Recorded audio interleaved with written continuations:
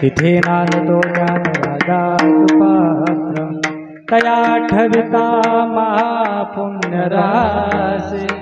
नमस्कार माझा श्री सद्गुरु ज्ञानेश्वरासी। पुंडलिक वरद विठ्ठल श्री ज्ञानदेव तुकाराम।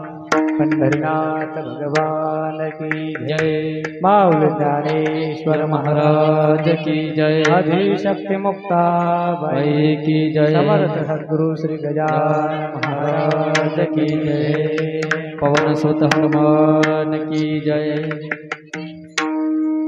हरि राम कृष्णा जय राम कृष्णा हरे हरे। जय जय राम कृष्णा हरे जय जय राम कृष्णा हरे।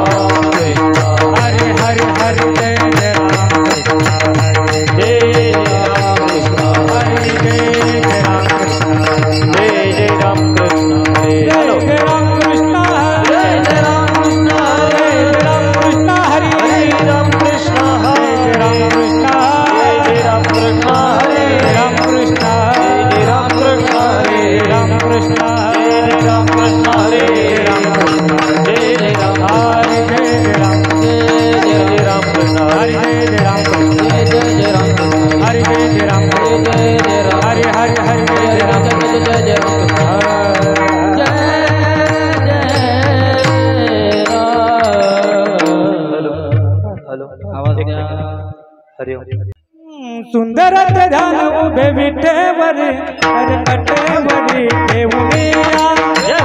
सुंदर ध्यान उभे विठेवर अरे कटेवरी ठेवूनिया। तुळसी हार गळा घाते पितांबरा।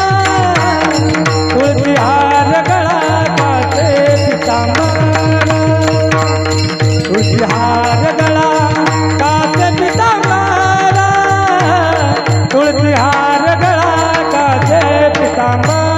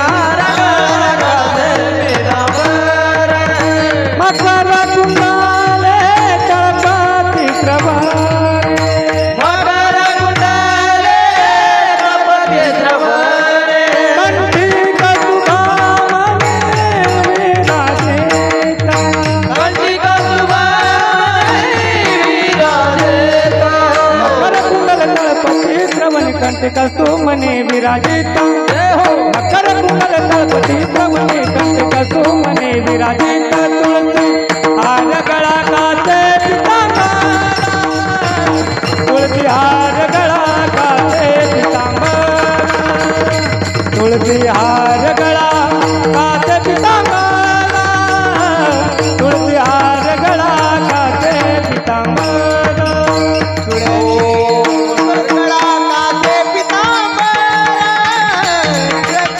हार गळा काचे पितांबर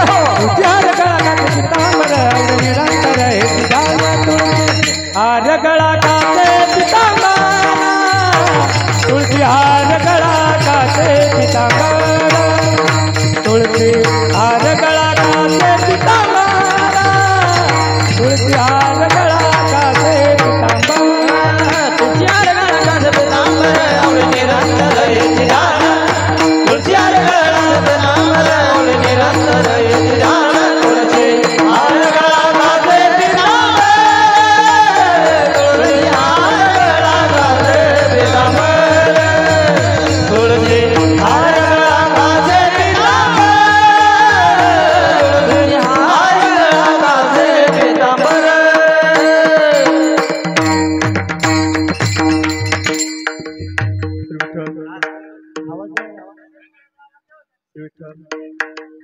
हॅलो हॅलो गणिता बिको दाबला तुम्ही हॅलो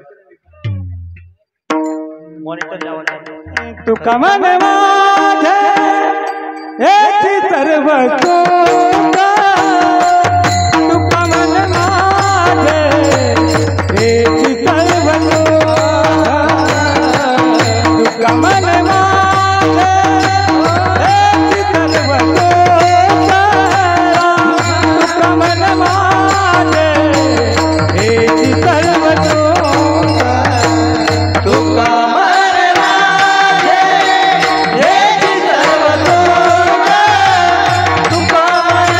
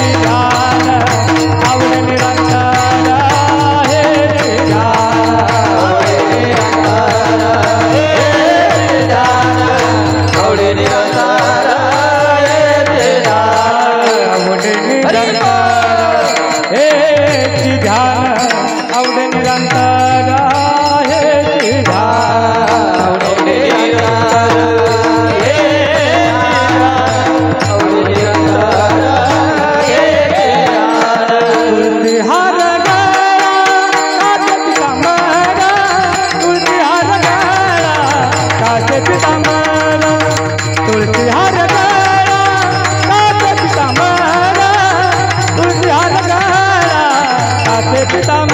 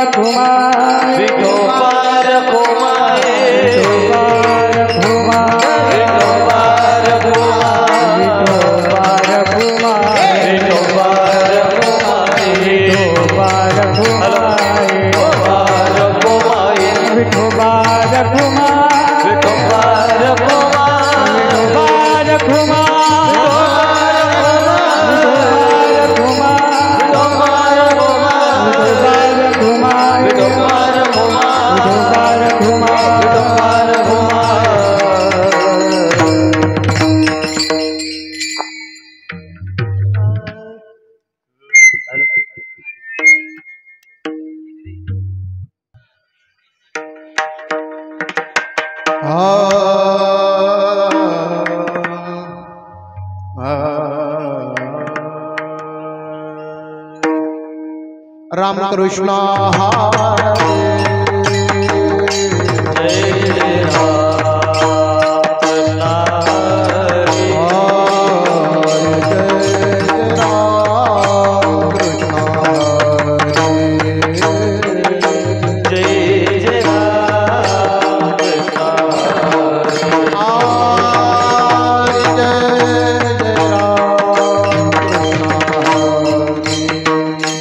हरे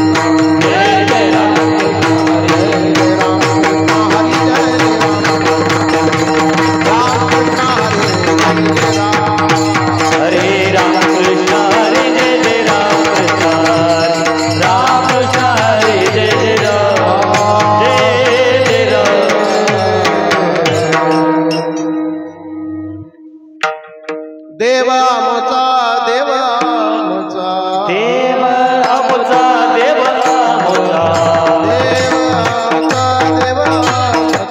देव आमचा देव आमचा देव आमचा देव सकाळ जीवांचा देव सकळ जीवांचा देव सकळ देव सकळ जीवांचा देव आमचा देव आमचा देव आमचा देव आमचा देव आमचा देव आमचा देव आमचा देव आमचा देव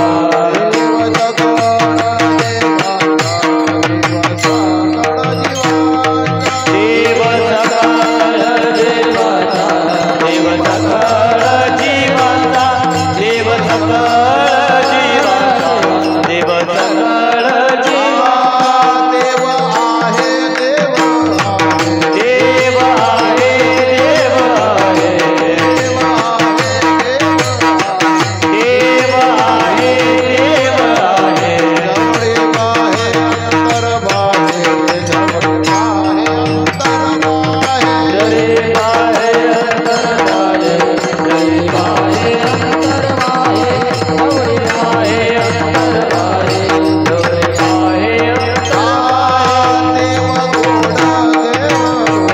देव गोडा देव गोडा देव कोणा देव कोणा देव गोडा देव कोणा देव कोणा गुरवे गोडाचे ही गोड कोणाचे कोणा कोणाचे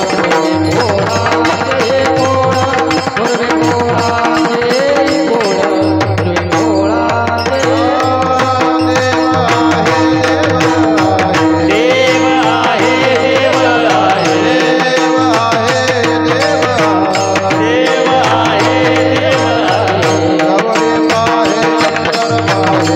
जवळे पाहे अंतर पाहे जवळे पाहे अंतर पाहे जवळे अंतर पाहे जवळे अंतर पाहे देव आम्हाला केला देव आम्हाला केला देव आम्हाला केला काले घडी काळाची काके काली घडी काळाची काके काली घडी काळाची काके काली घडी काळाची काके देव आहे देव आहे देव आहे देव आहे देव आहे जवळे अंतर बाहे जवळे अंतर बाहे जवळे अंतर बाहे जवळे अंतर बाहे देव दयाळ दयाळ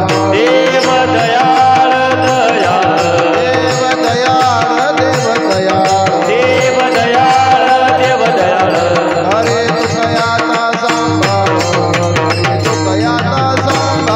करे तुकयाचा सांभाळ करे तुकयाचा सांभाळ करे तुकयाचा सांभाळ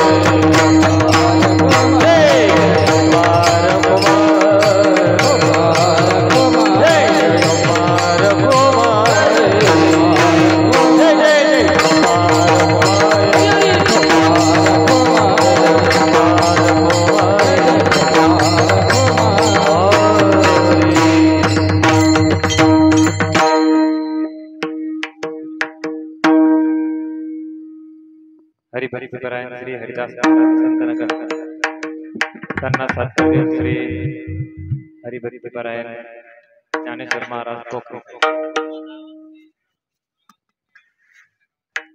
कृपया पुरुष मंडळीने पुढे सारखं बरं सारखं पुढे थोडं थोडं थोडं पुरुष मंडळी कोपऱ्यावर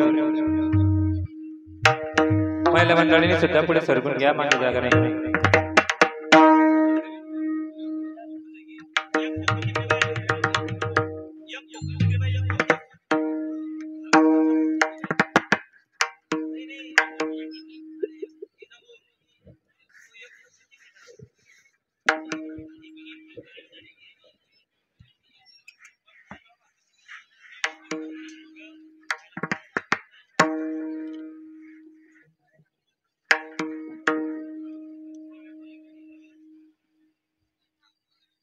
हेलो हेलो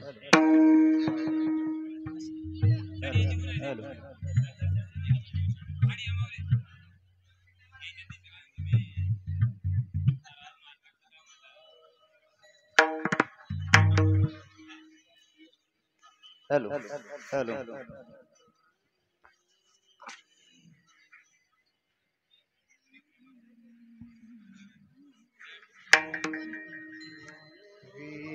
हेलो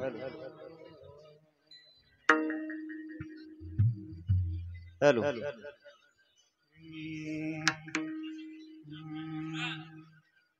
देव आमचा देव आमचा देव आमचा देव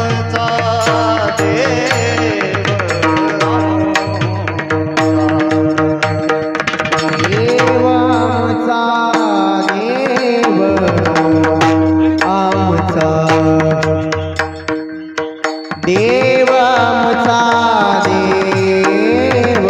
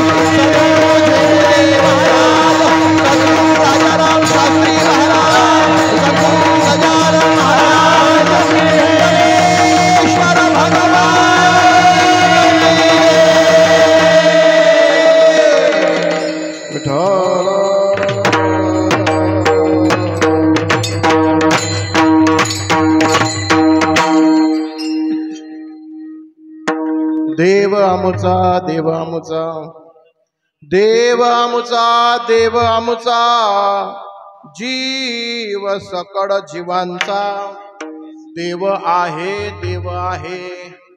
जवळया मा अंतर्बाहे देव गोड देव गोड देव गोड देव गोड पूर्वी कोडाचेही कोड देव आहे जवळया मा अंतर्बाहे देवा मा राखे राखे देवा मा राखे राखे घाली कडी काळासी काखे देव आहे जवळया मा अंतर्बाहे देव दयाळ देव दयाळ करी तुकयाचा सांभाळ देव आहे जवळया मा अंतर्बाहे पांडुरंगा करू प्रथम नमन पांडुरंगा करू प्रथम नमन हरे चरण सतता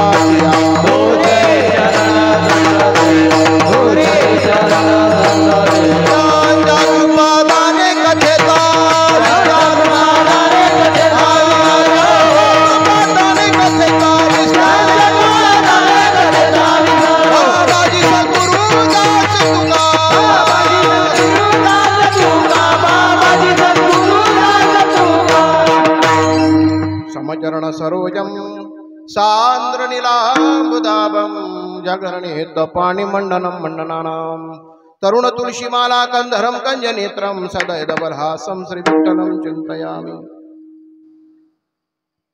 अलंकापुरी रम्य सिंहासनस्थं पदाम्बोज तेजस्फुरदिक् प्रदेशं विधेन्द्रादिदेव्य सदा स्तूयमानं समाधिस्थमूर्ते भजे ज्ञानदेवम् ओम नमो ज्ञानेश्वरा ओम नमो ज्ञानेश्वरा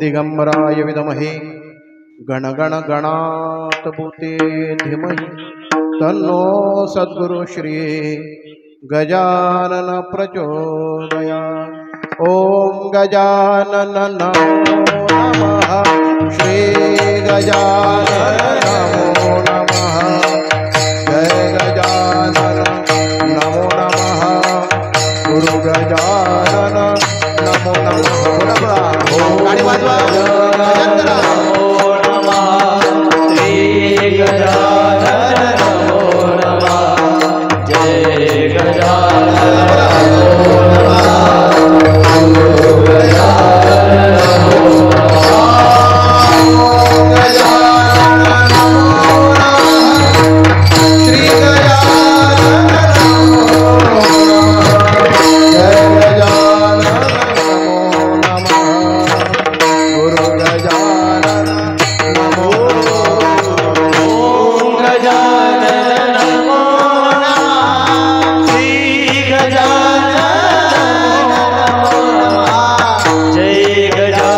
नमो नमः गुरु गजानन नमो नमः गजानन नमो नमः श्री गजानन नमो नमः जय गजानन नमो नमः गुरु गजानन नमो नमः ओम गजानन नमो नमः श्री गजानन नमो नमः जय गजानन नमो नमः गुरु गजानन नमो गजानन नमो नमः श्री गजानन नमो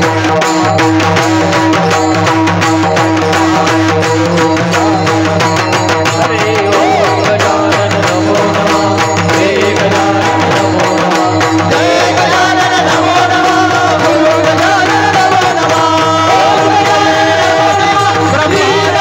नमो नमः जय गजानन नमो नमः गुरु गजानन नमो नमः सदानंद नमो नमः जय गजानन महाराज की जय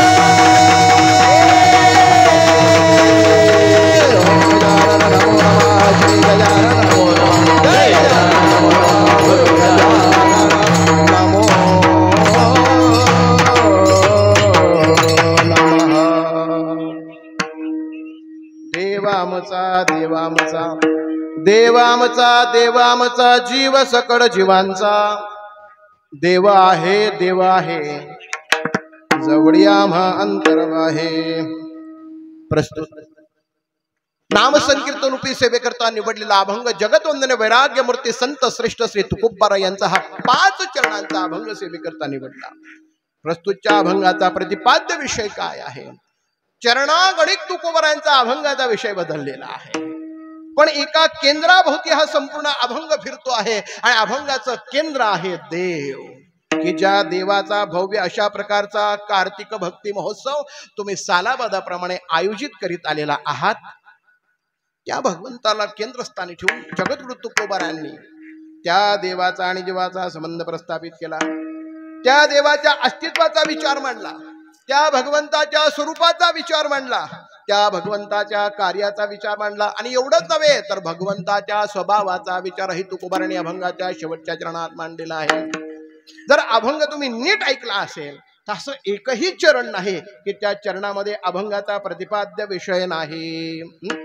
अगदी ओझरत आणि पटापट म्हणतो तुम्ही, फक्त एकाग्रतेने ऐका। एक शब्द तुमच्या कानावर वारंवार पडणारा तो शब्द तुम्हाला मला सांगायचा आहे। देवामुचा देवामुचा देवा आहे देवा आहे देव गोड देव गोड देव आम्हा राखे राखे देव दयाड देव दयाड। कोणता शब्द कानावर पुन्हा पुन्हा पडतोय? देव। याचा अर्थ अभंगात देवाशिवाय दुसरं काही नाही आणि देवाचं ऐकल्याशिवाय आणि ऐकण्यासाठीच आपण या ठिकाणी एकत्र आलेलो आहोत। म्हणून अशा त्या भगवंताच्या आणि जीवाच्या सहसंबंधाचा आणि विचार म्हणणारा गोड असा अभंग, त्याचं अस्तित्व, त्याचं स्वरूप, त्याचा स्वभाव, त्याचं कार्य, या सगळ्या गोष्टींचा साकल्याने विचार म्हणजे आजचं कीर्तन। विठाला विठाला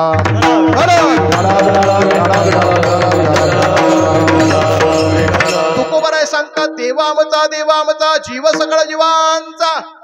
ज्या देवाची महती समाजासमोर मांडायची आहे, अगोदर त्या समाजाला त्या भगवंताचं महात्म्य कळायला पाहिजे की तो देव कोण आहे। अरे तुमच्या आमच्या मध्ये तो जीव रूपाने स्थित आहे। ममैवांशो जीवलोके जीवभूत सनातन हा लक्षामध्ये, ज्याला आम्ही जीव म्हणतो। अरे जीव आहे म्हणून सगळ्या प्रकारचं कार्य चालू आहे। ज्या दिवशी जीव गेला त्या दिवशी त्याला जग संपलं।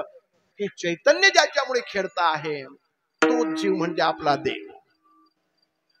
अनेकांच्या डोक्यात प्रश्न आहे, देव आहे का? देव आहे, देव आहे, आहे तर कुठे आहे? जवळया म्हा अंतर्वा आहे। ज्यानं मानला त्याला जवळ आहे आणि जो मानत नाही त्याला लांब आहे। आलं लक्षामध्ये? देव गोड देव गोड। देव कसा आहे? देवाचं स्वरूप कसं आहे? गोड आहे। देव गोड देव गोड। का गोड आहे? कारण पूर्वी कोडाचे हे कोड। तुम्ही ज्या इच्छा कराव्या त्या सगळ्या इच्छा पूर्ण करण्याचं सामर्थ्य भगवंताच्या ठिकाणी आहे, म्हणून देव गोड आहे।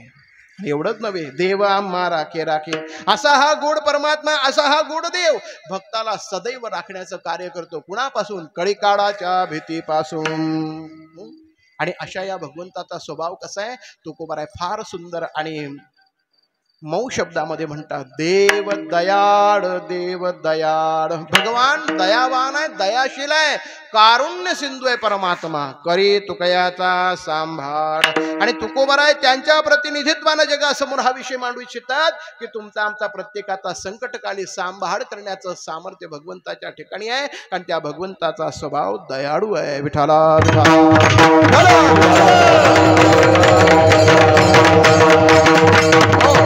अभंगाचं विस्तृत असं चिंतन आपल्या समोर सादर करण्यापूर्वी संप्रदायाच्या नियमानुसार पर्याय देणं फार महत्वाचं आहे. गेल्या 6 दिवसापासून जरी तुम्ही ते ऐकत आलेला असलात तरी आजचा वक्ता म्हणून ते सांगणं माझं कर्तव्य आहे. तर समस्त तोरणाळा गावकरी ग्रामस्थ यांच्या अनमोलशा सहकार्यातून योगदानातून सालाबादाप्रमाणे भव्य कार्तिकी महोत्सवाच्या निमित्तानं आज यावर्षी श्रीमद भागवत संगीतमय श्रीमद भागवत कथा अखंड नाम कीर्तन सप्ताह ज्ञान यज्ञ सोहळा श्री विठ्ठल रुक्मिणी मंदिर यांच्या सौजन्याने आयोजित करण्यात आलेला आहे.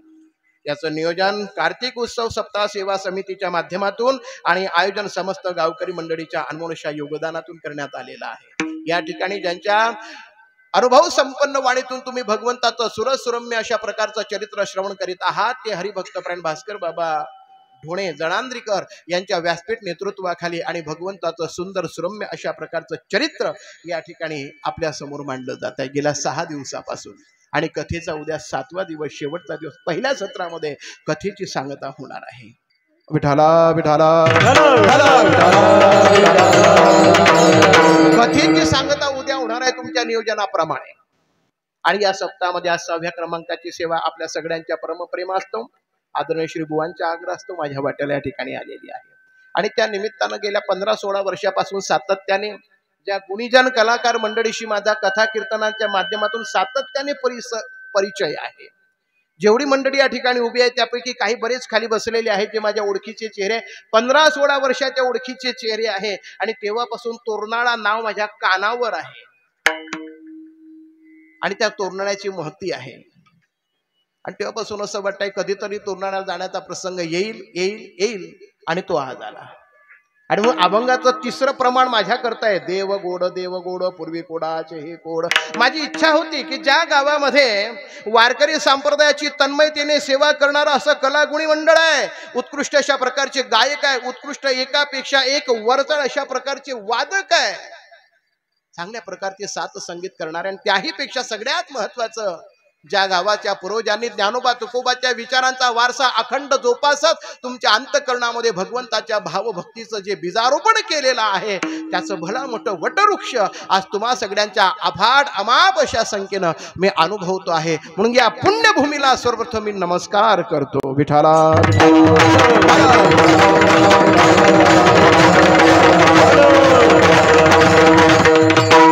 दान धर्माचा महिमा तर अलौकिक आहे. आपण सगळ्यांच्या दान धर्मातून दानशी वृत्तीतून हा भव्य दिव्य अशा प्रकारचा कार्यक्रम या ठिकाणी साकारतो आहे. प्रत्येक दिवसाची यजमान आहे आजचं कीर्तन आणि आजचं संत भोजन संध्याकाळचं ज्यांच्या माध्यमातून आहे ते हरिभक्तपण राजेंद्र दादा पाटील राजेंद्र सरदारसिंग पाटील यांच्या माध्यमातून आजचं कीर्तनाचं सौजन्य आणि संत भोजन. या दात्यांना भगवान पांडुरंग परमात्मा निरोगी दीर्घायुष्य प्रदान करो आणि येणाऱ्या कालखंडामध्ये त्यांच्या हातून अशा प्रकारचा सद्धर्म सत्कर्म सदैव घडत राहो त्याकरता उदंड निरोगी आयुष्य त्यांना प्राप्त हो. श्री विठ्ठल चरणी मनपूर्वक प्रार्थना. विठाला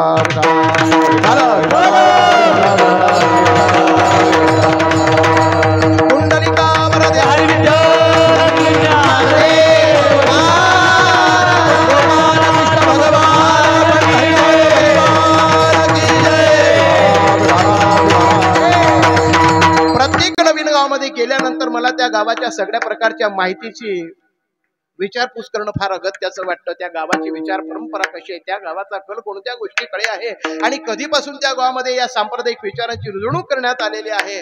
आणि या संपूर्ण कार्यकारी मंडळीशी त्या गोष्टीची चर्चा केल्या असता लक्षात आलं की गेल्या अनेक वर्षापासून शेकडो वर्षापासून संप्रदायाच्या विचार परंपरेची सुद्धा हा समाज शहरापासून इतका लांब तरी सांभाळतो आहे.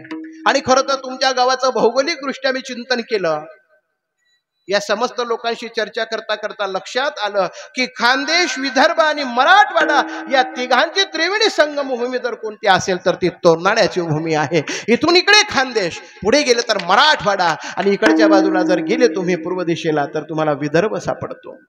या तिघही भव्य दिव्य भागामध्ये जो वारकरी संप्रदाय सुखाने नांदतो आहे, घोडदौड चालू आहे, या सगळ्यांचा एक परिस्पर्श या भूमीला झालेला आहे. आणि म्हणून या भूमीची ही पुण्य आहे की हे संपूर्ण गुणीजन टाळकरी मंडळ आणि त्यातल्या त्यात हे लहानगे भविष्याचे आपले अपेक्षित अशा प्रकारचे हे टाळकरी आहे, गायक आहे, वादक आहे.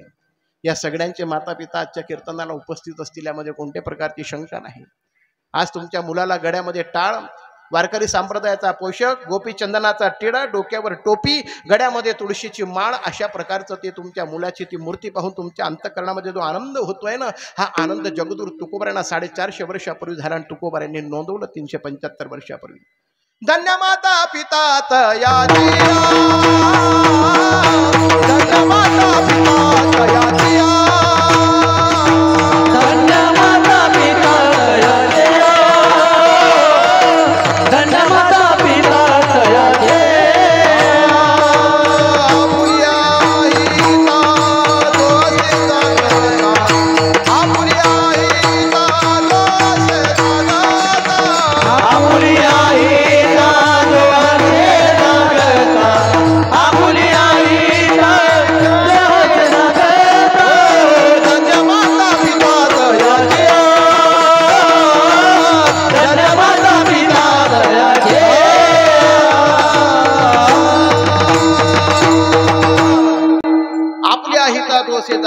धन्य माता पिता तयाची, अशा संपूर्ण या टाळकरी मंडळाला जन्म घालणाऱ्या त्या आईला मी नमस्कार करतो. हे संस्कार करणाऱ्या त्या बापाच्या चरणारविंदी नतमस्तक होतो. असे हे संस्कार या तुमच्या भूमीमध्ये अखंड जोपासले जात राहूत. भगवंताविषयीचा भक्तिभाव आणि संताविषयीचा सेवा सद्भाव सद्धर्माची इच्छा तुमच्या अंतःकरणामध्ये सदैव वृद्धिंगत होत राहू अशी पांडुरंगाच्या चरणी पुन्हा पुन्हा प्रार्थना करतो. विठाला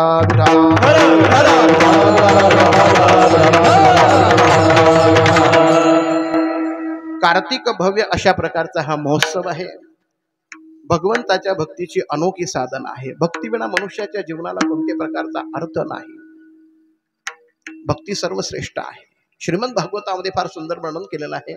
भगवान श्रीकृष्ण परमात्मा उद्धवाला सांगतात, धर्म सत्य दयोपेताम विद्यावा तपसान विताम भक्त्या पेतमात्मानं न सम्यक प्रपुनाती. धर्माच्या वाटेवर चालताय, सत्याच्या वाटेवर चालताय, तपाने विद्याही प्राप्त केलेली आहे, परंतु माझी भक्ती जर त्यांच्या अंतःकरणात नसेल उद्धवा तर त्या शरीराला पवित्र समजू नको. म्हणून सर्वश्रेष्ठ धर्मापेक्षा, सत्यवादापेक्षा, तपापेक्षा, ज्ञानापेक्षा सर्वश्रेष्ठ जर वारकरी संप्रदायामध्ये काही मानलं जात असेल तर ती भगवंताची भक्ती आहे. आणि भक्ती करणारे तुम्ही सगळे जण, या भक्तीची दीक्षा ज्यांच्या सहवासामध्ये आपल्याला प्राप्त होते आहे असे हे संपूर्ण संत वारकरी मंडळ, या संतांचा संघ आहे. भौतिक शास्त्रामध्ये असा सिद्धांत आहे की या मनुष्य देहाने ज्या वाहनाची संगत केली त्या वाहनाची गती त्याला प्राप्त होत असते. तुम्ही सायकलवर बसले तर तुमच्या शरीराला प्राप्त झालेला वेग सायकलीचा असेल, तुम्ही मोटार बाईकवर बसले तर शरीराला प्राप्त झालेला वेग त्या मोटार गाडीचा असेल, आणि एखाद्या कारमध्ये बसलात तर कारचा वेग, विमानात बसलात तर विमानाचा वेग, आणि रेल्वेमध्ये बसलात तर रेल्वेचा वेग. या शरीरानं ज्याचा संग करावा त्याची गती या शरीराला प्राप्त होत असते. हे उघड सत्य आहे. अरे बाबा, तेवढंच उघड सत्य हे आहे की या देहानं जर ज्ञानोबाची संगती केली तर ज्ञानोबाची गती प्राप्त होईल, तुकोबाची संगती केली तर तुकोबाची गती प्राप्त होईल, नामदेवाची संगती केली तर नामदेवाची गती प्राप्त होणार आहे. आणि म्हणून आयुष्यामध्ये वेळात वेळ काढून अशा प्रकारच्या सत्संगाकरता, अशा प्रकारच्या कथा प्रवचनाकरता, कीर्तनाकरता आपण आवर्जून उपस्थिती दिली पाहिजे. आणि संत विचारामध्ये मनुष्यानं प्रत्येकानं आपापलं जीवन उजळून काढलं पाहिजे. किंबहुना तेवढ्या करतात मनुष्य देह आहे. बरवे झाले आलो या जन्मासी, जोड जोडली मनुष्य देह ऐसी, महालाभाची उत्तम राशी, जेणे सर्व सुखासी पात्र होई जगा, बरवे झाले आलो या जन्मासी. फार बरं झालं की मनुष्य देहाला प्राप्त झालो. त्यामध्ये संतांची संगती, भगवंताची भक्ती आणि मनुष्य देहाची सार्थकता प्राप्त करून घेण्याचं तत्वज्ञान प्राप्त झालं. असो, सांगण्याचं तात्पर्य की संतांच्या संगतीमध्ये अशा प्रकारे भक्तीच्या मार्गामध्ये तुमचं जीवन या ठिकाणी सुरळीत सुरू आहे. हेच खरं वर्म आहे. आणि आमची मंडळी तर बऱ्याचदा सांगते, चुकल्या वर्म फेरा पडे. वर्म जर चुकलं तर फेरा पडल्याशिवाय राहत नाही. खेड्यातला माणूस शहरात आला. आता खेड्यामध्ये 4 वाजता उठायची सवय असते, पण शहरामध्ये तर 7 वाजता लोक उठतात. तिथले रेस्टॉरंट 8 वाजता सुरू होतात. आता खेड्यातून शहरामध्ये आलेल्या त्या माणसाला सकाळी 6 वाजता आपल्या इफ्सी स्थळावर जायचं होतं, परंतु त्याआधी काहीतरी पेट पूजा कर म्हणून तो इकडे तिकडे शोध घेतोय, कुठे हॉटेल वगैरे उघडं दिसतं का म्हणून त्याकरता तो शोध घेतोय. आणि अचानक एका ठिकाणी त्याला हॉटेल उघडं दिसलं. हॉटेलमध्ये गेल्यानंतर तिथल्या वेटरनं विचारलं, काय पाहिजे दादा तुम्हाला? त्याने सांगितलं की अहो तुमच्याकडे चहा आहे का? एवढ्या सकाळी कुठून चहा बनवायचा? मग कॉफी वगैरे नाही. आता दूध आणलेलं आहे आम्ही. बरं मग असं करा, 1 ग्लास भर दूध माझ्याकरता आणा. आता वेटरने लागलीच 1 ग्लास भर दूध त्या माणसाच्या जवळ आणलं. त्या माणसाने दुधाचा ग्लास घेतला आणि तोंडाला लावला.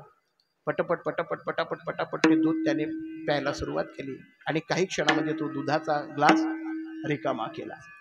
वेटरच्या लक्षात आलं की या माणसाला आपण दूध तर दिलं, परंतु साखर टाकायची राहिली होती. म्हणून तो साखरेची वाटी घेऊन आला आणि सांगू लागला की अहो या दुधामध्ये साखर टाकायची तेवढी राहिली, आता काय करू मी? ही साखर मात्र तुम्ही तेवढी तुमच्याकडे घ्या. याला वाटलं काही हरकत नाही, घाई गर्दीमध्ये असं होत असतं, म्हणून त्याने ती साखर घेतली आणि ते दूध पिल्यानंतर ती साखर सुद्धा खाऊन घेतली. काय असेल ते पैसे दिले आणि दुकानाच्या बाहेर जाऊन उभा राहिला की आता आपल्याला आपल्या गंतव्य ठिकाणावर जाण्याकरता काही वाहन वगैरे मिळतं का? आणि त्याच्या लक्षात आलं की आपण अगोदर दूध प्यायलो, त्यानंतर आपण साखर खाल्ली आणि मग थोड्या वेळानंतर आता गाडी यायला वेळ आहे, रिक्षा यायला वेळ आहे, म्हणून तेवढ्या वेळामध्ये त्याला रामदेव बाबाची आठवण झाली. तो रामदेव बाबाचे व्यायाम करू लागला. तो अशा प्रकारे हलायला लागला उभ्या जागेवरती. पुन्हा 5 चक्कर अशी दिसतंय का तुम्हाला? पुन्हा 5 चक्कर अशी, पुन्हा 5 चक्कर अशी. दुकानाच्या मालकाने ते पाहिलं की अरे हा माणूस तर आता कुठे आपल्या दुकानातून दूध घेऊन बाहेर आलेला आहे, याला चक्कर वगैरे तर नाही आले, आपण दिलेल्या दुधामधून काही विषबाधा तर नाही झाली. तेवढ्यामध्ये त्याने त्याची 4 व्हीलर बोलवली, त्या माणसाला उचललं, 4 व्हीलर मध्ये टाकलं, दवाखान्यात नेलं आणि डॉक्टरांना सांगू लागला की अहो डॉक्टर साहेब याची व्यवस्था करा. पटकन गाडी घेऊन पुन्हा दुकानात आला आणि सगळ्या नोकरांना सांगितलं की अरे बाबांनो, आता दुधापासून जेवढे काही पदार्थ बनवले असतील ना, पटापट ते त्या गटारीमध्ये होता. अहो एवढ्या मोठ्या दुधाचे बरेच पदार्थ बनवले होते. पटापट पटापट पटापट त्या वेटरने, त्या कर्मचाऱ्यांनी ते सगळे दुधाचे पदार्थ जे काही बनवले असतील ते गटारीमध्ये टाकले. पटापट पाणी टाकलं, सगळे पदार्थ वाहून टाकले. दुकानाला कुलूप लावलं आणि पुन्हा दवाखान्यात गेला. डॉक्टरला सांगतो, डॉक्टर साहेब पुन्हा जोड बोलू नका, अहो माझ्या दुकानातलं दूध प्राशन केल्यानंतर याला चक्कर येत होते, विष बाधा तर नाही झाली, बघा पटकन हा वाचला पाहिजे, माझं भलं मोठं रेस्टॉरंट आहे. आता हे सगळं तो खेड्यातला माणूस ऐकतोय. तो म्हणतो अरे बाबा तुला कोणी सांगितले की मला विषबाधा झाली? अरे विषबाधा झाली म्हणून तर तू माझ्या दुकानाच्या बाहेर उभा राहून अशा प्रकारचे चक्कर आल्यासारखं करतोय. अरे तुला कोणी सांगितलं मला चक्कर येत आहे? मग तू असं काय करतोय? अरे बाबा तुझ्या दुकानात आल्यानंतर मी तुझ्या वेटरला दूध मागितलं, तुझ्या वेटरने मला दूधही दिलं, पण तो साखर टाकायचा विसरला. त्याने नंतर मागवून मला साखर दिली, मी साखरही खाल्ली. नंतर माझ्या लक्षात आलं अगोदर दूध घेतलं, त्यानंतर साखर खाल्ली, ही चांगली मिक्स झाली पाहिजे, म्हणून मी तिला रिकाम्या वेळामध्ये मिक्स करत होतो. ऐकल्या बरोबर महाराज त्या रेस्टॉरंटच्या मालकाचे 7 गेले न 5 राहिले. का? कारण त्याच्या अगोदर त्या रेस्टॉरंट मधल्या सगळ्या प्रकारच्या दुधाच्या पदार्थांना त्याने कुठे टाकलं होतं? गटारीमध्ये टाकलं होतं, नालीत टाकलेलं होतं. क्षणभर विचार केला असता, विचारलं असतं तर कदाचित एवढ्या मोठ्या नुकसानीची वेळ त्याच्यावर आली नसते. आयुष्यामध्ये वर्म फार महत्वाचं आहे. जीवनात वर्मावर महत्व दिलेलं आहे. वर्म काय आहे? भक्तीचं वर्म. जयाची हाती. साधू संतांनी भक्तीचा मार्ग दाखवला. साधू संत तपाचाही मार्ग दाखवू शकत होते, वेदाचा मार्ग दाखवू शकत होते, पण दाखवला तो भक्तीचा मार्ग. का? भक्ती सर्वश्रेष्ठ आहे आणि अशी भक्ती ज्या भगवंताची करायची आहे त्या भगवंताची ओळख पहिल्या प्रथम लोकांना होणं अत्यंत गरजेचं आहे. तेवढ्याकरिता आमच्या तुकोबारायांनी आज लोकांना भगवंताच्या आणि जीवाच्या संबंधाचा विचार सांगितला, भगवंताच्या अस्तित्वाचा विचार सांगितला, भगवंताच्या स्वरूपाचा विचार सांगितलेला आहे। आज जगद्गुरु तुकोबराय लोकांना एकत्र करून सांगतात की अरे ज्या देवाच्या भक्ती करतात आम्ही तुम्हाला प्रवृत्त करतो आहे, तो भगवान आहे तरी कोण? त्या भगवंताविषयीचा प्रेमभाव व्यक्त करत आज जगद्गुरु तुकोबराय त्या भगवंताचा आणि जीवाचा संबंध सेवेकरता घेतलेल्या अभंगाच्या पहिल्या चरणामध्ये सांगतात। देव अमृता, देव अमृता, देव अमृता, देव अमृता,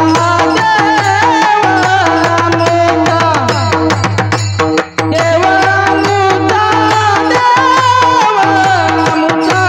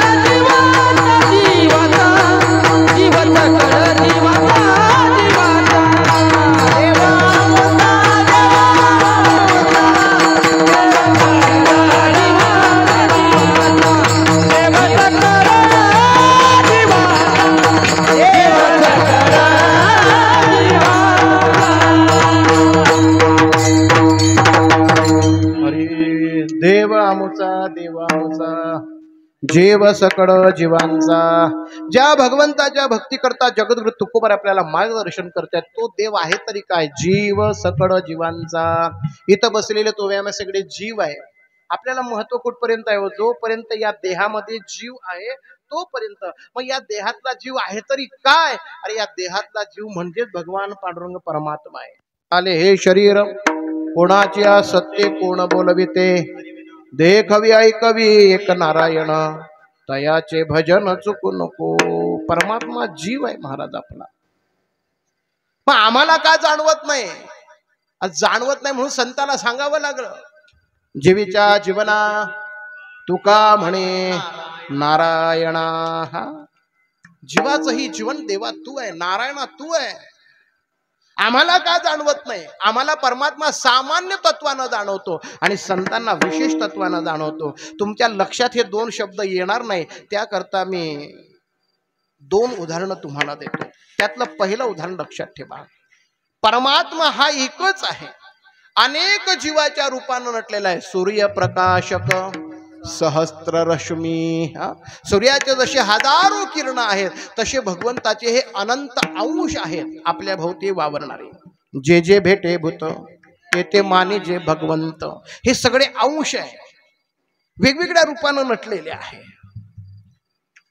4 पायाच्या प्राण्याच्या देहातही तोच आहे, 2 पायातही तोच आहे, पाय नसलेल्या सरपटणाऱ्या जीवाच्या ठिकाणी तोच आहे. ज्ञानोबा फार सुंदर ओवी देतात. आता तुमच्यासाठी ही ओवी आहे, तुम्ही लवकर ओळखा त्या ओवीला. महाराज सांगतात की पाणी एकच आहे, पाणी एकच आहे, पण बघा त्याची रूप कशी आहे. परी जीवनाची होय उदक, विशी होय मारक, का मिर्या माझी तिक उसी गोड. पाणी एकच आहे, आपल्या करता ते जीवन आहे, पण तेच पाणी जर विषाच्या प्याल्यामध्ये कालवलं तर आपल्यासाठी मरण आहे.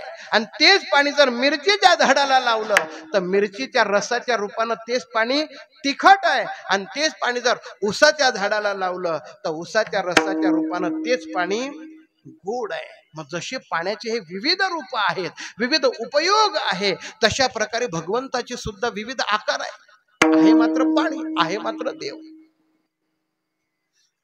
परंतु आपल्याला सामान्य रूपानं आहे, संतांना विशेष रूपानं आहे. विशेष रूपाने कसं, जसं बघा आता पाणी हे जर उदाहरण आपण घेतलं तर पाण्याची गरज पक्ष्याला आहे, पाण्याची गरज पशुला आहे, पाण्याची गरज माणसांना आहे. सगळ्यांना पाण्याची गरज आहे. पण पाण्यात राहणाऱ्या माशाला जेवढी पाण्याची गरज आहे तेवढी कुणाला नाही. पाणी नाही भेटलं तर माणूस जिवंत राहू शकतो 21 दिवस, उंदीर 3 दिवस जिवंत राहू शकतो पाण्याविना, उंट बरेच दिवस पाण्याविना जिवंत राहू शकतो, पृथ्वीवरच्या वनस्पती पाण्याविना जिवंत राहू शकतात बराच काळ. परंतु एक क्षण सुद्धा पाण्याविना जिवंत न राहू शकणारा जगाच्या पाठीवरचा कोणता प्राणी असेल तर विज्ञान तर सांगतं, पण जीवना वेगळी मासोळी,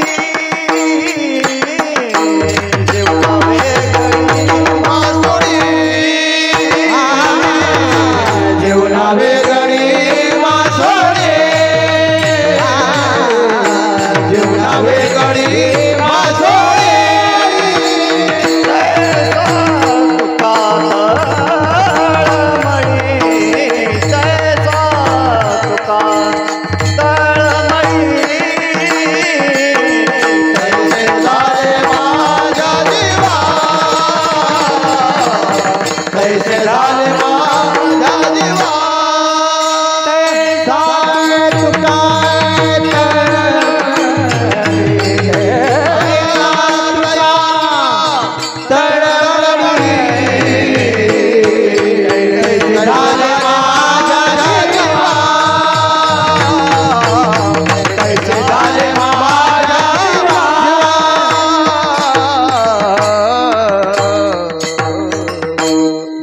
वेगळी मासोळी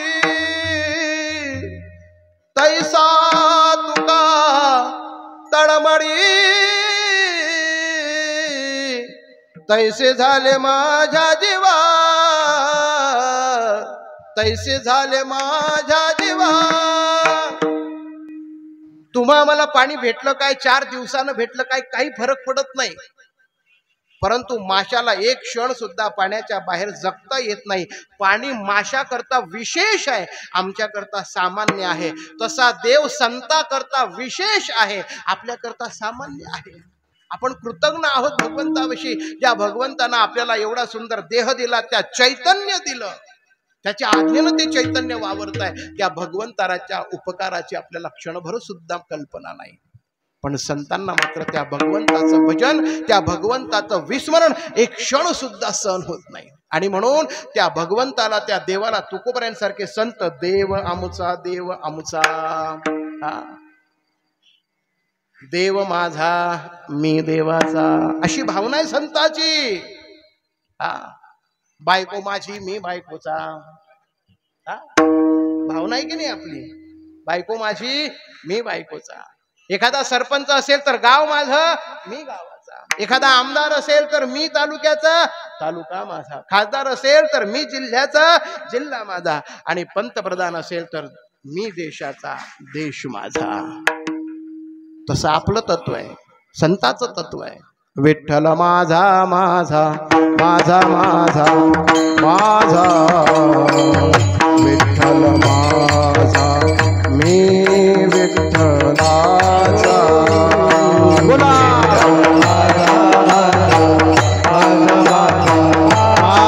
टाळी वाजवा, टाळी वाजवा, टाळी वाजवा.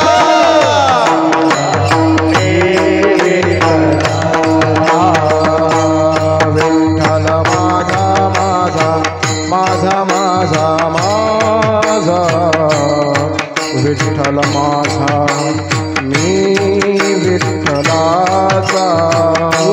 विठ्ठल माझा माझा माझा, विठ्ठल माझा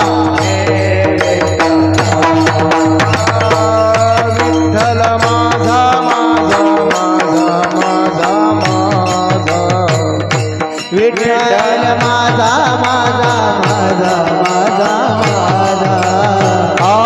विठ्ठल माझा माझा मी विठ्ठलाचा. विठ्ठल माझा माझा माझा विठ्ठल माझा. विठ्ठल माझा माझा माझा माझा, विठ्ठल माझा मी विठ्ठलाचा. विठ्ठल माझा माझा माझा माझा माझा, विठ्ठल माझा मी विठ्ठला.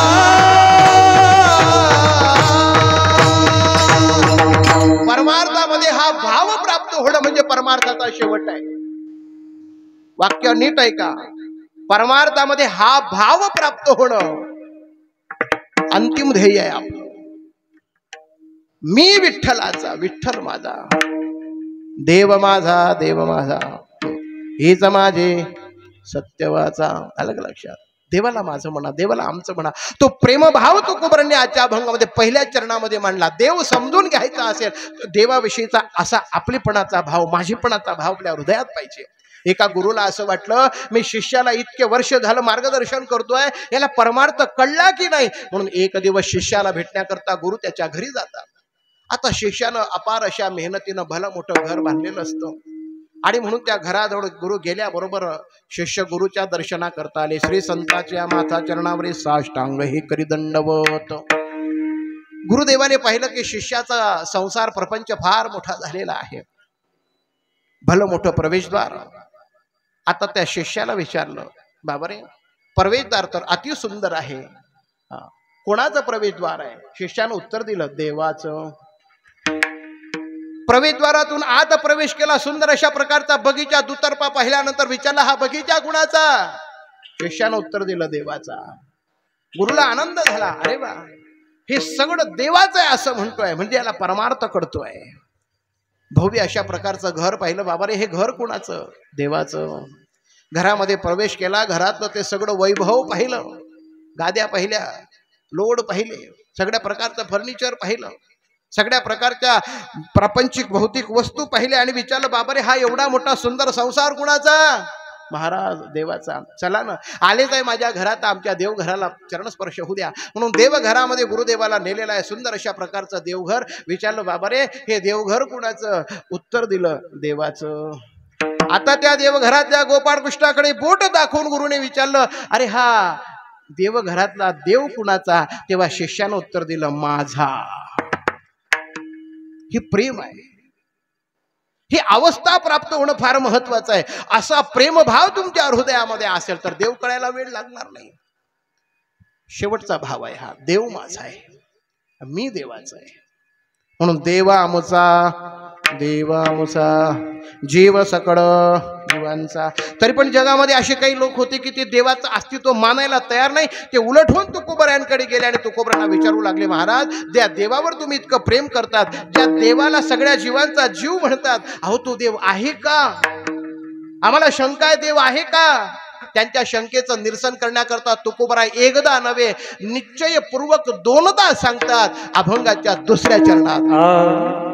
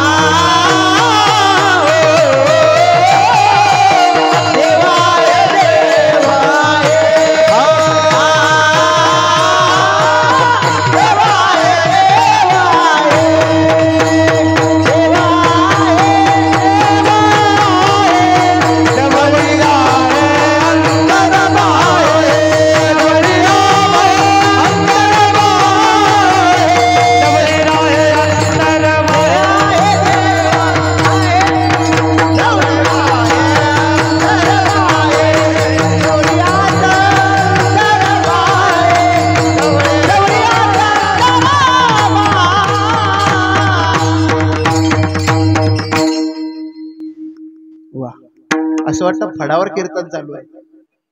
एक प्रमाण 2-2, 3-3 तालीमध्ये म्हटलं जात आहे. फडाची रीत आहे.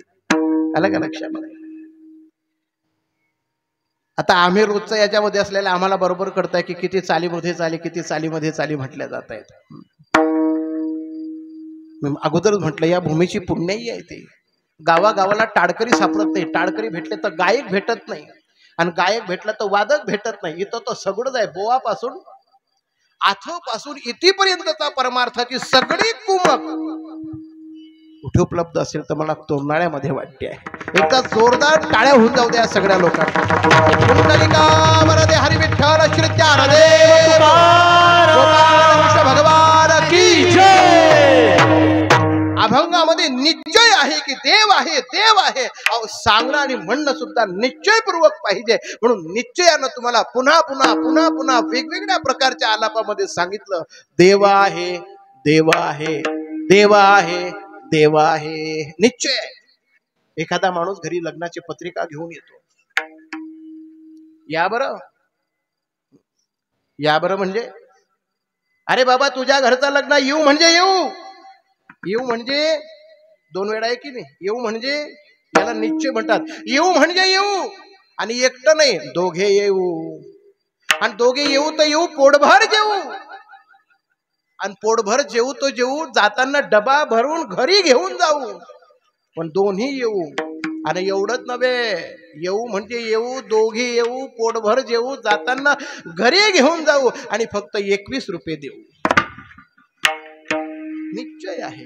येऊ म्हणजे येऊ. देव आहे, देव आहे, अस्तित्वच मानायला तयार नाही काही माणसं. आणि मग आपल्याला एक सवय आहे देव न मानणाऱ्या लोकांशी हुज्जत घालायची. अजिबात घालायचं नाही. गाढव गवतामध्ये चरताय, वाघाने पाहिलं, वाघाला काही भूक नव्हती म्हणून प्रेमानं संवाद साधला. गाढव दादा, वा हिरव्यागार गवतामध्ये चरताय. हा हा हो हो हो.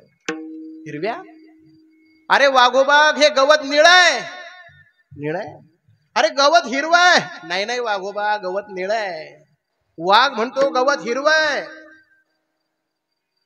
गाढव म्हणतो गवत निळं आहे. दोघांचं झालं भांडण. आता भांडण सोडवण्याकरता सिंहाकडे गेले. सिंहाला सगळ्या प्रकारची परिस्थिती कथन केली वाघाने. वाघ सांगतोय, अहो महाराज, मी या गाढवाला म्हटलं, मूर्खाला म्हटलं की हिरवा गवत आहे. हा मूर्ख गाढव म्हणतो गवत निळं आहे. आता तुम्हीच पहा बरं तुमच्या डोळ्यानं, हे गवत निळं आहे का? गवत हिरवं आहे. आणि केव्हापासून हा माझ्याशी भांडण करतोय, याला शिक्षा झालीच पाहिजे गाढवाला. मूर्ख गाढव आहे हे. कोण म्हणताय? वाघोबा म्हणतोय. शिवाने सगळ्या गोष्टीचा विचार केला आणि सगळ्यांसमोर सांगितलं की या भांडणानंतर माझा न्याय ऐका. शिक्षा तर जरूर होणार आहे भांडण करणाऱ्याला, पण शिक्षा होईल वाघाला. वाघाला? सगळे म्हणू लागले की वाघ तर बरोबर सांगतोय की गवत हिरवं आहे. हे मूर्ख गाढव म्हणतंय की गवत निळं आहे. शिक्षा कुणाला व्हायला पाहिजे? गाढवाला व्हायला पाहिजे. पण शिक्षा कुणाला झाली? वाघाला झाली. शेवटी वाघानं हात जोडून विचारलं सिंह महाराजांना की महाराज, अहो न्याय चुकतोय तुमचा. गवत हिरवच आहे, कुणालाही विचारा. हे मूर्ख गाढव म्हणतो निळा आहे, मी म्हणतो हिरवा आहे. माझी बाजू बरोबर आहे, याची बाजू चुकीची आहे. अरे वाघा, तरी शिक्षा तुला, पण कशा करता महाराज? माझ्या शिक्षेचं कारण मला कळलं पाहिजे. अरे गवत हिरवा आहे का निळा आहे हा विषय महत्वाचा नाही. तुला कळतंय की गाढव मूर्ख आहे आणि मूर्ख माणसाची तू हुज्जत घालतोय, म्हणून शिक्षा तुलाच झाली पाहिजे. कळलं का तुम्हाला? आयुष्यामध्ये देव नाही म्हणणाऱ्या माणसाच्या नादात पडायचं नाही. त्याने म्हटलं देव नाही, हो बाबा देव नाही. तू नाही या गोष्टीचा आनंद कर, आम्ही देव आहे या गोष्टीचा आनंद करू. कशाला त्या भांडणात पडायचं? देव आहे की नाही? नाही भावत या सांगावे नाही भावत या सांगावे नाही भावत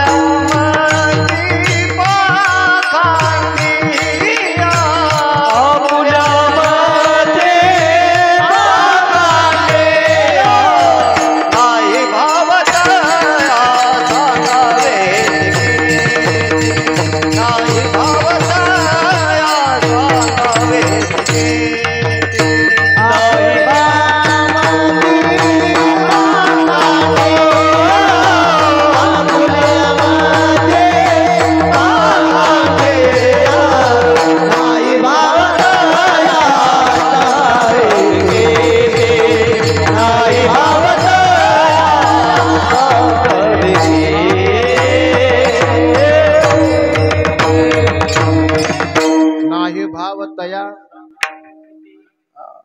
ज्याच्या हृदयामध्ये भावच नाही त्याला तुम्ही काय करणार आहे? त्याच्या हृदयामध्ये भाव उत्पन्न करण्याची आपली क्षमताही नाही. म्हणून त्यापेक्षा रिकाम शब्दाचं बांधण त्या ठिकाणी करण्यापेक्षा तुला वाटतं देव नाही, नाही पण तुकोबाराय सांगतात देव आहे, देव आहे. मग आहे तर कुठे आहे तुकोबाराय? तुकोबाराय म्हणतात गीता वाचा, ईश्वर सर्वभूतानां हृदयेषु अर्जुन तिष्ठति. अरे प्रत्येकाच्या हृदयात आहे देव, त्याला इकडे शोधायची गरजच नाही. देव आहे, देव आहे. एक तर तुकोबारायांचं असं प्रमाण आहे महाराज की देव कुठे नाही, चराचरामध्ये परमात्मा भरलेला आहे. तुका म्हणे विठो भरला सभाहे, तुका म्हणे विठो भरला सभाहे, तुका म्हणे विठो भरला सभाहे, तुका म्हणे विठो भरला सभाहे.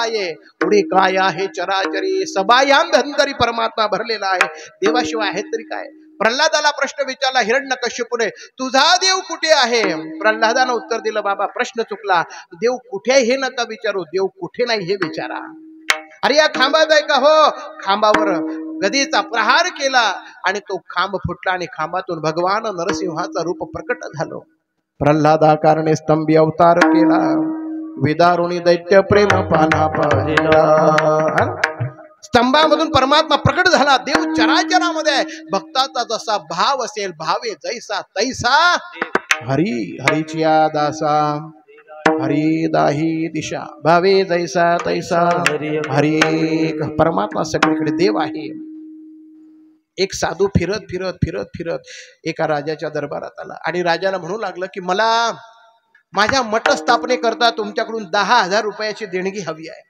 राजा म्हटला की 10,000 रुपयाची देणगी द्यायला मला काही हरकत नाही परंतु माझ्या प्रश्नाची जर तुम्ही उत्तर दिली तर कोण बनेगा करोडपतीनुसार एका प्रश्नाच्या उत्तराचे 10,000 तीनच प्रश्न विचारतो 3 प्रश्नाच्या उत्तराचे किती 30,000 रुपये साधू महाराज तुम्हाला मिळतील आहे का तयार हो राज दरबार भरवला राजा सिंहासनावर बसलेला आहे समोर याचक स्वरूपामध्ये साधू आहे साधूला पुन्हा प्रश्न विचारला साधू महाराज देव आहे का आहे कुठे आहे चराचरात आहे दिसत का नाही प्रश्नाचं उत्तर द्या साधूने सांगितलं की देव आहे चराचरात आहे दिसत का नाही तुझ्या प्रश्नाचं उत्तर देण्याकरता मला एक पातेलभर दूध लागेल पातेलभर दूध त्या साधूकडे देण्यात आलं आता साधूने प्रश्न विचारला राजाला की राजे महाराज या दुधामध्ये तूप आहे का राजाने उत्तर दिलं हो निश्चितच दुधामध्ये तूप आहे मग दिसतं का नाही दिसत नाही पण दुधामध्ये तूप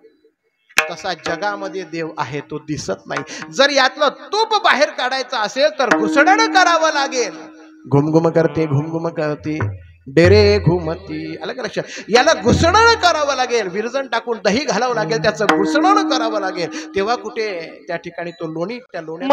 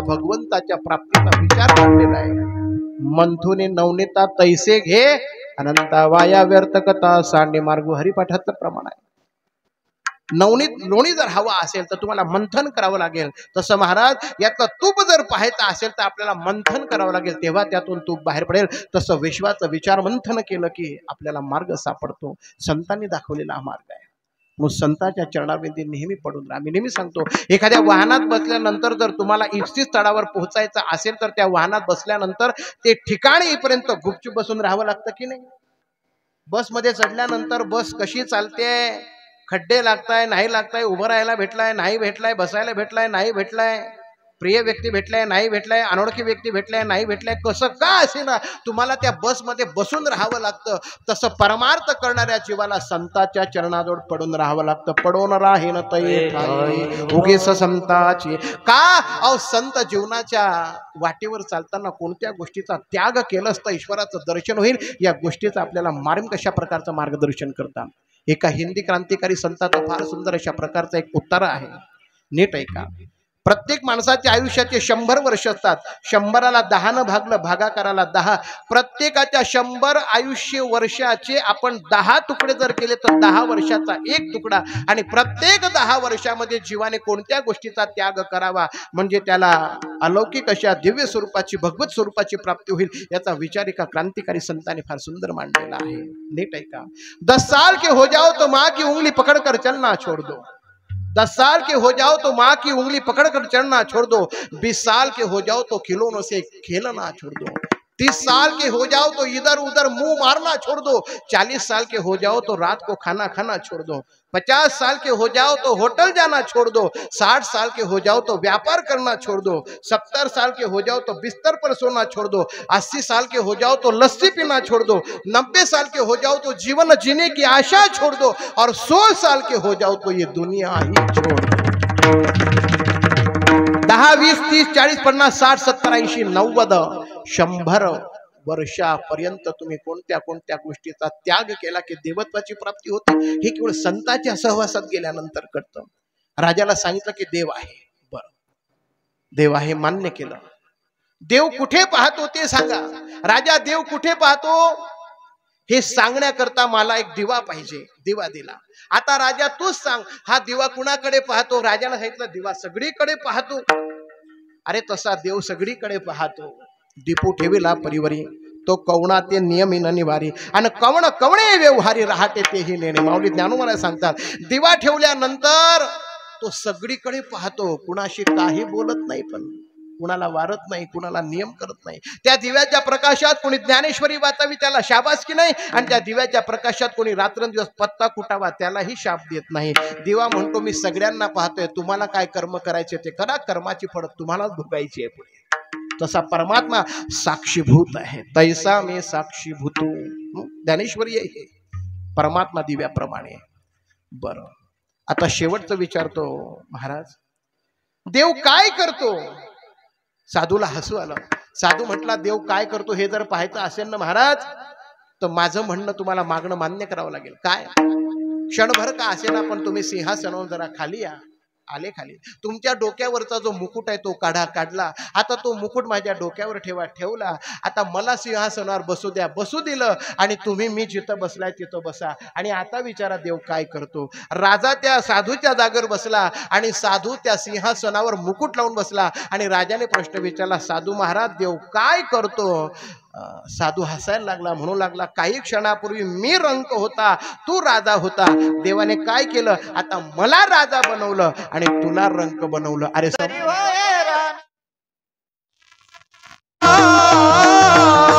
होय राजा रंक त्याचा.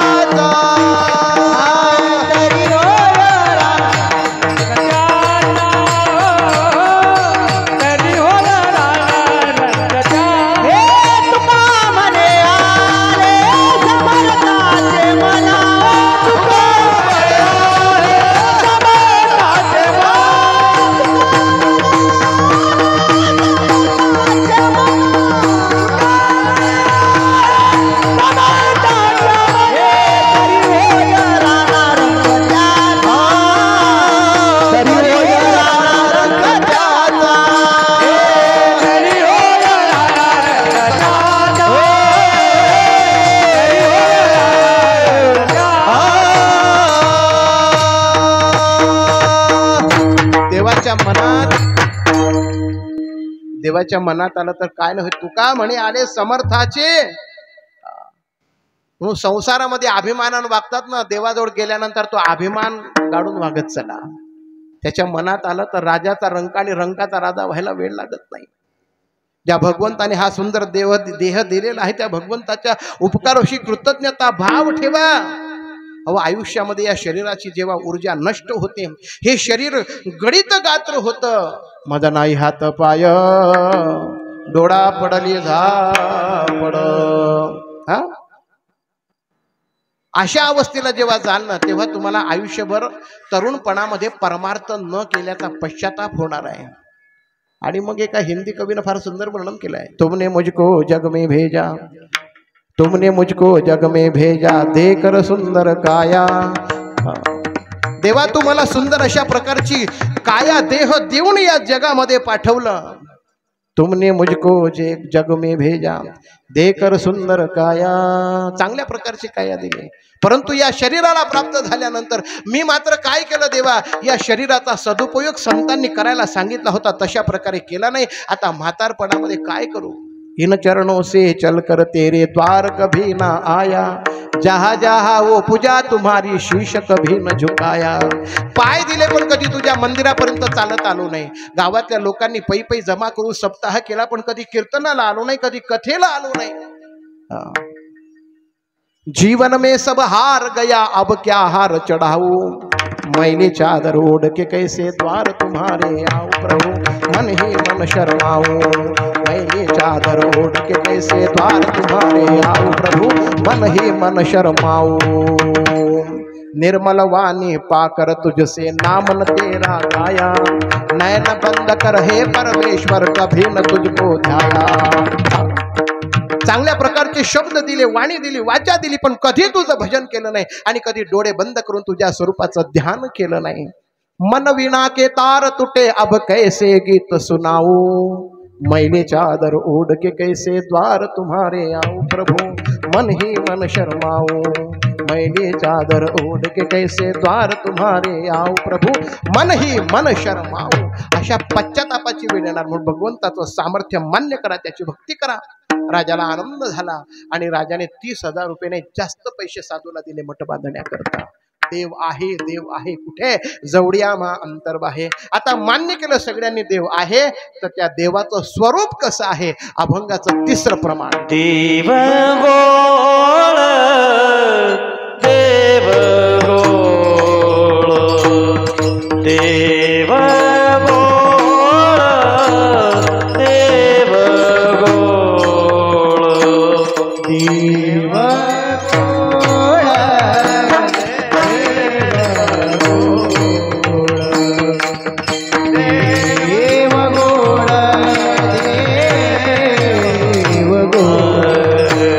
देव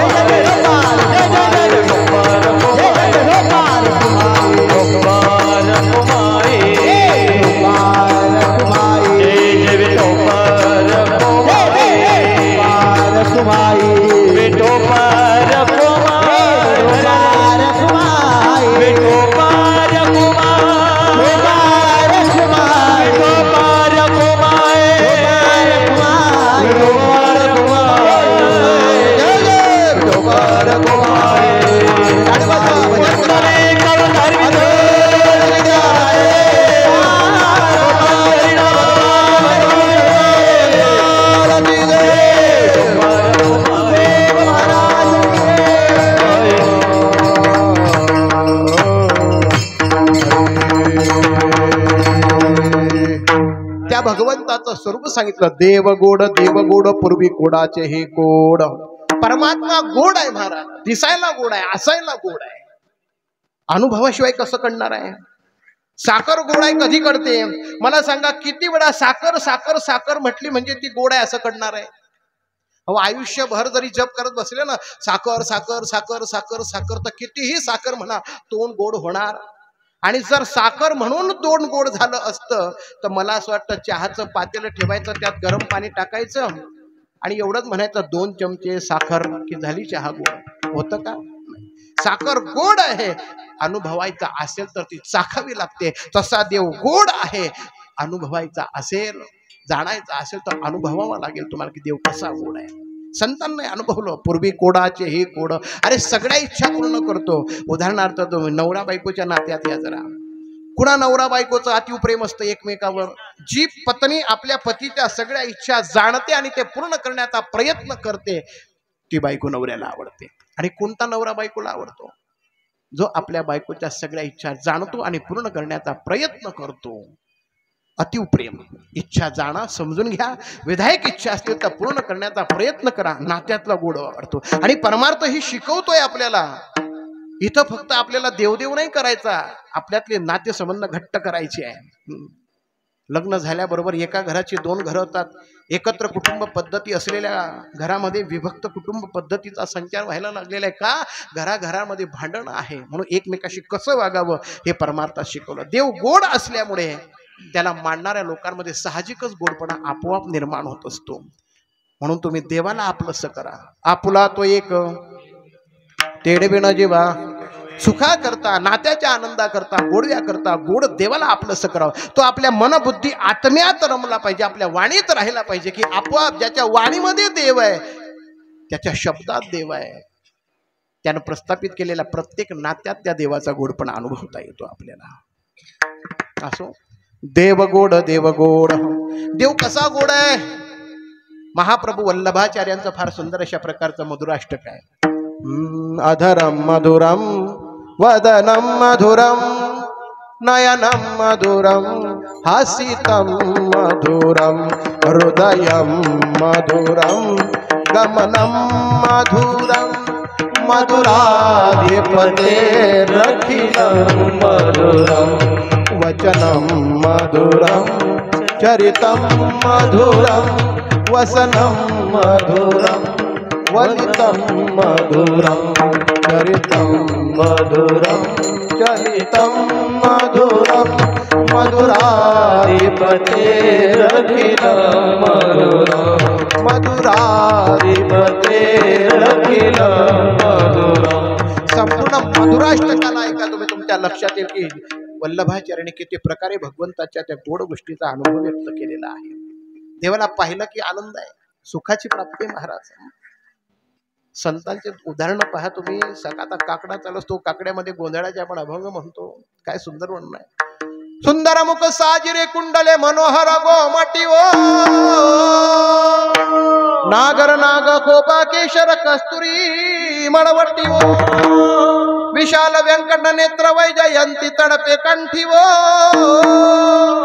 आस पितांबराची चंदन सुगंध साजी उंडी वो. कुणाचं वर्णन आहे? गोड देवाचं. आपल्याला नाही कळत ते. सुंदर मुख साजिरे कुंडले मनोहर गोमटी वो. सुंदर मुख आहे विठ्ठलाचं. नाना प्रकारची कुंडल त्याच्या गळ्यामध्ये मकर कुंडल आहे. विशाल व्यंकट नेत्री वैजयंती तडपे कंठी ओम नागर नाग खोपा केशर कस्तुरी मळवट ओम कास पितांबराचे चंदन सुगंध साजे उटी ओ.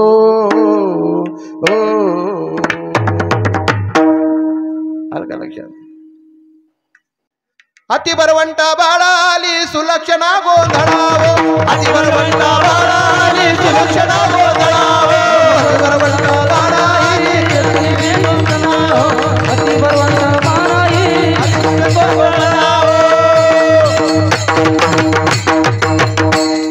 देव किती गोड आहे. पूर्ण अभंग पहा. देव किती गोड आहे, किती सुंदर आहे. आणि असा हा गोड परमात्मा सगळ्या इच्छा पूर्ण करतो. तुम्ही देवाला मागा तर खरी, परमात्मा सगळं देतोय, न मागता देतोय. अरे भक्ती करणाऱ्याच जाऊ द्या, जो भक्ती करत नाही ना त्या सगळ्यांना सुद्धा परमात्मा सांभाळ करतोय. सगळ्यांचा सांभाळ करणारा परमात्मा जो भक्ती करतो त्याला कसं बरं सोडणार आहे? मग काय करतो हा परमात्मा?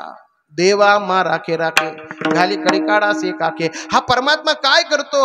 अरे कडी काळाच्या संकटापासून आपल्यासारख्या जीवांचं परमात्मा रक्षण करतो. कोरोनाचा इतका दुर्धर प्रसंग आला, आपल्या जवळचे अनेक लोक निघून गेले, पण देवानं आपल्याला तेवढे कठीण परिस्थितीमध्ये राखलं. तुम्ही आज जिवंत आहे म्हणून माझ्यासमोर बसले आणि मी जिवंत आहे म्हणून तुमच्यासमोर उभा राहून कीर्तन करतोय. देव काय करतो? संकट काळामध्ये आपलं रक्षण करतो. देवा मा राखे राखे घाले कडी काढा से काखे. अशा त्या भगवंताचा स्वभाव कसा आहे? तुकोबाराय. तेव्हा तुकोबाराय शेवटच्या चरणात सांगतात देव दयाळू आहे. शेवटचं चरण देव दयाळ देव दयाळ देव दयाळ देव दयाळ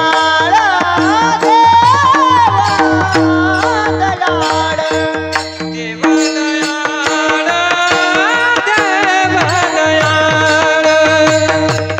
दयाळ देव दयाळ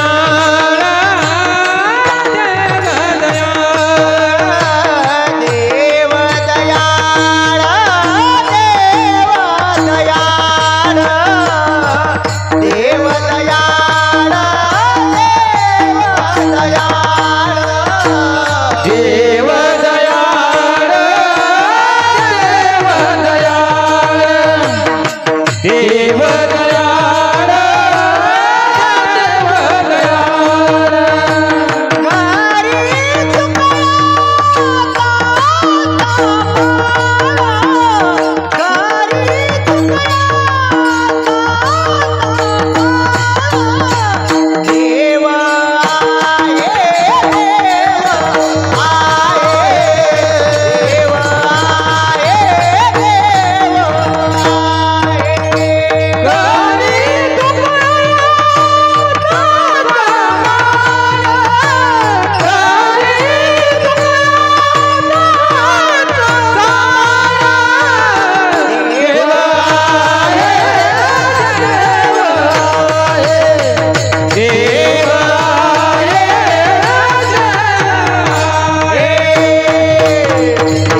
दयाळ देव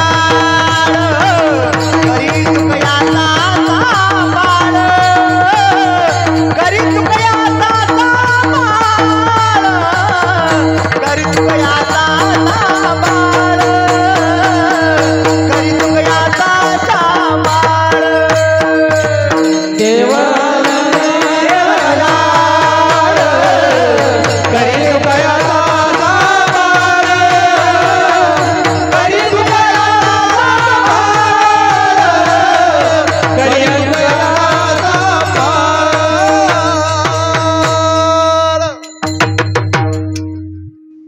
देव दयाळ दयाळ करी तुकयाचा सांभाळ. परमात्मा दयाळू आहे. अहो भक्ती करणारा असेल न करणारा असेल, परमात्मा सगळ्यांच्या इच्छा पूर्ण करतोय. सगळ्यांवर दयेचं छत्र आहे परमात्म्याचं. भगवान मोठा दयावान आहे. क्षणभर विचार करा, जर आपलं कोणी नुकसान केलं तर आपण त्याला शिक्षा केल्याशिवाय राहत नाही. बदले की आग सबके सीने में जलती है. परमात्म्याचं किती मोठं नुकसान करण्याचा प्रयत्न केला. कुणी पुतना विशाशनी स्तनपाने मारू आली, देवाला मारण्याकरता आली, परंतु त्या भगवंताचा दयाभाव वाढवा आला. स्वतःच्या आईला जो मोक्ष दिला नाही महाराज, तो मोक्ष भगवंतानं त्या पुतनेला दिलेला आहे.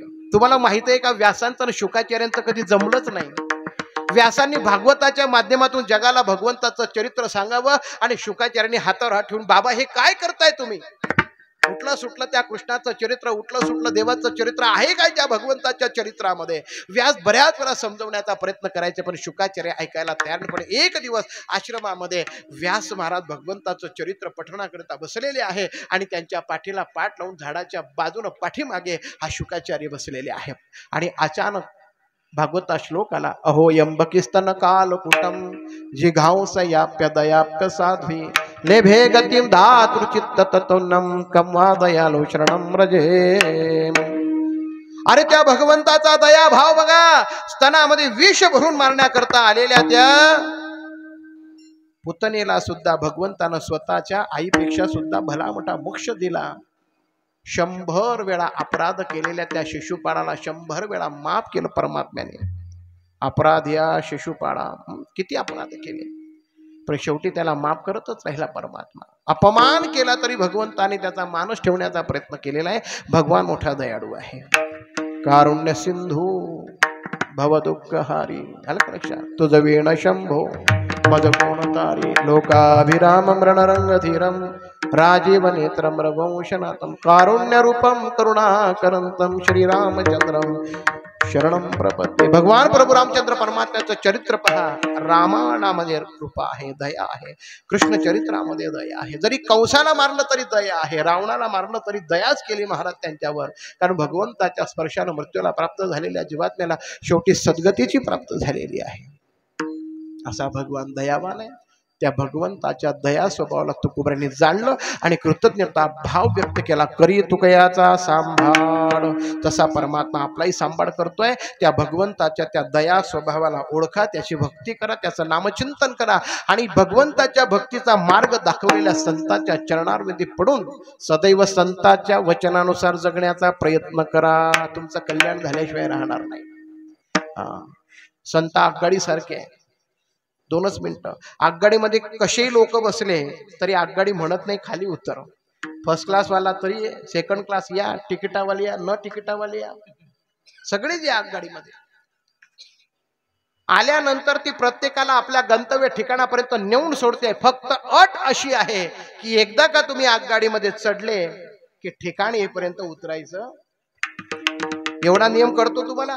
तसं एकदा का आपण संतांच्या संगतीमध्ये गेले की आयुष्याचं ध्येय प्राप्त होईपर्यंत संतांची संग सोडायची नाही. आणि संतांच्या संगतीसाठी या भव्य कार्तिक महोत्सव सप्ताहासारखी दुसरी कोणती संधी नाही. इतक्या वर्षापासून सुरू असलेला हा सप्ताह यापुढे सुद्धा असाच चालू राहिला पाहिजे. त्याकरता भगवान तुमच्या सगळ्यांच्या हृदयामध्ये आणि दानबुद्धी प्रज्वलित करो. आपल्या सगळ्यांचं आनमोलचं सहकार्य या ठिकाणी सदैव लाभत राहो. त्याकरता तुम्हा सगळ्यांना निरोगी दीर्घायुष्य लाभो अशी पांडुरंगाच्या चरणावृंदी प्रार्थना करतो.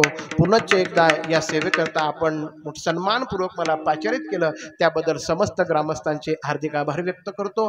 झालेली माझी सेवा सद्गुरू झेंडूजी महाराज बेडीकरांच्या चरणी समर्पित करून या ठिकाणी थांबतो. ज्ञानेश्वर माऊली, ज्ञानराज माऊली तुकाराम.